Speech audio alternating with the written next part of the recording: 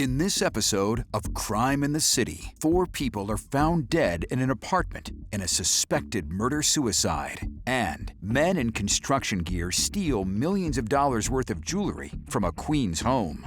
Plus, fentanyl destroys lives and tears families apart. A massive drug bust in Washington Square Park.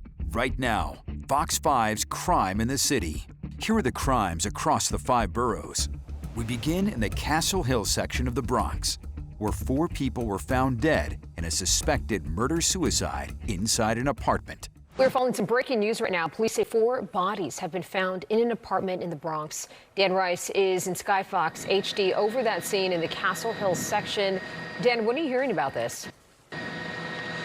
Well, what we can tell you right now, Bianca, is you're looking down at Lacombe Avenue, 2225. Lacombe Avenue is the building on the right side of your video there. And the NYPD, they received the call around 9:45 this morning for an unconscious person in that building. When they arrived and entered that building, they found 4 people unconscious. EMS was brought into the building where they took all 4 people dead at the scene. Now, the cause of the death's not known at this time, and who was involved is not known at this point yet, but the chief examiner for New York City, he will be here on the scene. They will determine, that office will determine the cause of death, but for right now, there's a police investigation going on to determine what happened inside that building here at 2225 Lacombe Avenue. For now, I'm Dan Rice, live in Sky. Back to you, Bianca. All right, Dan, thanks for the update.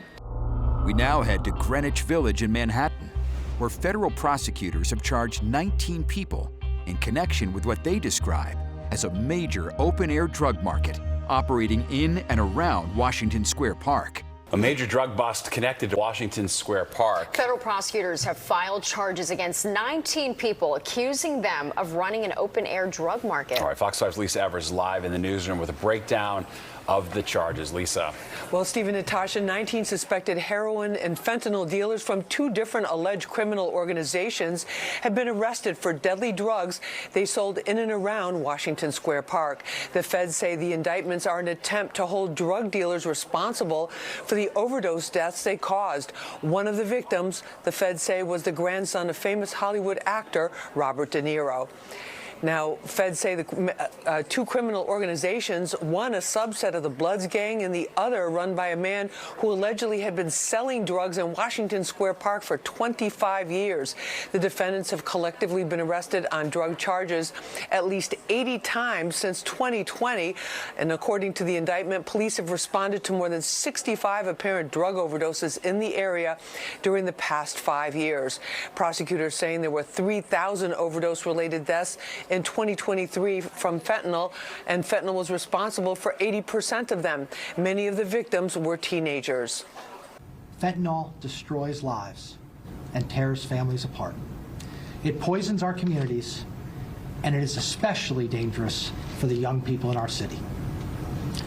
The tragic deaths at the heart of today's cases are every parent's nightmare. These deaths show how drug trafficking impacts victims from across all economic and social backgrounds. New Yorkers want this stopped, and they want the dealers and suppliers to be brought to justice. Now, prosecutors say that the dealers used an online distribution network. It leveraged social media platforms and cryptic messages to advertise and distribute the drugs to people living here in the city, especially around that Washington Square Park area. The platforms included Instagram, prosecutors say, Snapchat, TikTok, and Telegram. This helped them to specifically target and focus in on teenage customers. That's the latest from the newsroom. Steve, back to you. Over in Jamaica, Queens, a 15-year-old boy was attacked, stabbed, and robbed by a large group of 13 people. A teenage boy is fighting for his life after being attacked and robbed in Jamaica, Queens on Wednesday. Police say a group of 13 people surrounded the victim and began arguing with him. That's when they allegedly started kicking and punching the boy before stabbing him with a knife multiple times and taking off with his sneakers valued at about $340. The victim is hospitalized in critical condition. Anyone with information is asked to call Crime Stoppers. Down in the neighborhood of Flatbush, a man was arrested and charged following 3 separate slashings. Well, a man has been charged in a slashing spree and burglary in Brooklyn. 27-year-old Odyssey Head was arrested yesterday after police say he broke into an apartment on Newkirk Avenue on Saturday morning. Then later that morning, he allegedly slashed a 37-year-old man on board a Q train near the Cordeleu Road station. After that, he allegedly slashed a 53-year-old man at Foster and New York Avenue Saturday night. Then a 56-year-old man on Newkirk Avenue again on Sunday morning, just across the street from where the alleged burglary happened. The victims were each hospitalized in stable condition. We return to Queens, where police are searching for 3 people they say broke into a Jamaica Hills home and stole more than $3 million of jewelry and more. And we're following a developing story out of Queens. That's where police say 3 men dressed as construction workers stole a safe and jewelry valued at more than $3 million. It happened from a home in Jamaica Hills, and it happened in broad daylight on October 16th on 84th Drive. Investigators are saying no one was home at the time. The men took off in a blue Hyundai Elantra. Do you have any information who these people are? Call Crime Stoppers 1-800-577-TIPS. There's been a lot of burglaries and robberies in that area in Queens. Not the first time they've, taken somebody's cash or jewelry or whatever. So something's going on over there.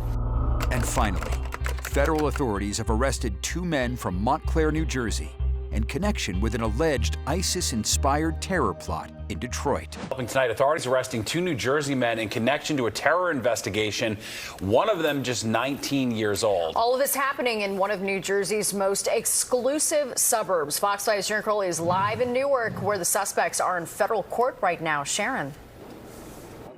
That's exactly right. In fact, I just got out of the federal courtroom. Another hearing is underway for one of those 2 suspects, both from Montclair, New Jersey. They were picked up. One of them was picked up at Newark Liberty Airport earlier today. Fox News sources confirming that the 2 suspects, as I said, from Montclair, New Jersey, are in federal custody right now, arrested in connection to a terror plot on Halloween in Detroit, Michigan. Now, as I said, that hearing is underway. One of the suspects, already charged with an unrelated offense, has been remanded with his attorney, and he will have a chance to get bail or have a try to get bail. The other suspects hearing, as we said, still underway. Now, 3 men, back to Michigan here, have already been arrested in Detroit for plotting to an attack on Halloween weekend in Michigan. The suspects there are described as ISIS sympathizers, and they've been charged with having AR-style shooting guns and handguns as well. That case is ongoing. But back here in New Jersey, they're now looking at these 2 men that they were possibly linked to that case, and one of them apparently had ISIS-inspired aspirations, according to federal investigators. Now, as I said, all this is still going on. One of the suspects has been charged not with a terror-related charge, but with another offense, and has been remanded, and we're waiting to see if his lawyer asks for bail. And the other case is still ongoing here in federal court in Newark, New Jersey. Steve, I will certainly tell you what develops from this in the next hour as it happens. Steve? All right, very well. Thanks, Sharon. This has been Crime in the City. Subscribe for more at youtube.com/Fox5NY.